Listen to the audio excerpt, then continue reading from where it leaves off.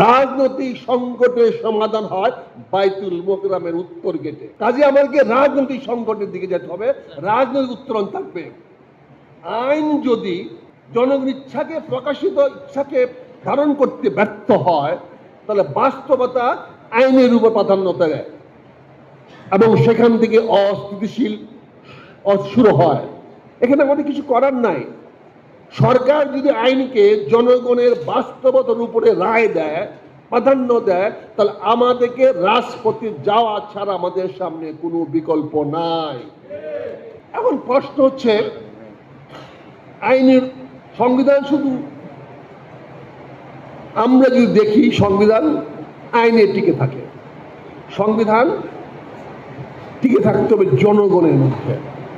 জনগণ যদি সংবিধান মানে, সেটাই জনগণের আলটিমেট উইল, যেটা আর্টিকেল 7-এ পরিষ্কার করে দেওয়া আছে।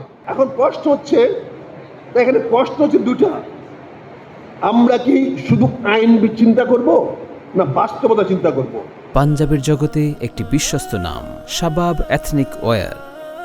আমরা কি সংবিধানে গুরুত্ব দিব না রাজনৈতিক বৈধতা নিয়ে আসবো? এই প্রশ্নের জবাব খুঁজতে হলে আমাদের সামনে একটি প্রশ্ন, রাষ্ট্র কি জুলাই সনদ বাস্তবায়নের আদেশ বাস্তবায়নে বাধ্য? এই ফান্ডামেন্টাল প্রশ্ন আজকে আমাদের সামনে আসবে যে রাষ্ট্র কি জুলাই সনদ বাস্তবায়নের আদেশ বাস্তবায়ন করতে বাধ্য কিনা।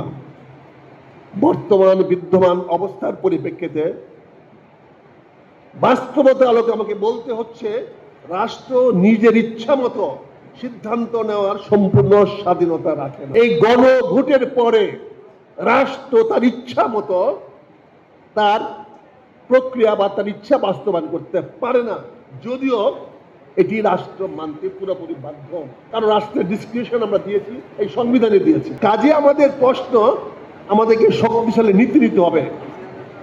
জনগণ যখন সরাসরি কথা বলে, অর্থাৎ গণভোটে জনগণ কথা বলেছে, তার মতামত দিয়েছে, রাষ্ট্র তখন সেখানে নীরব থাকতে পারে না।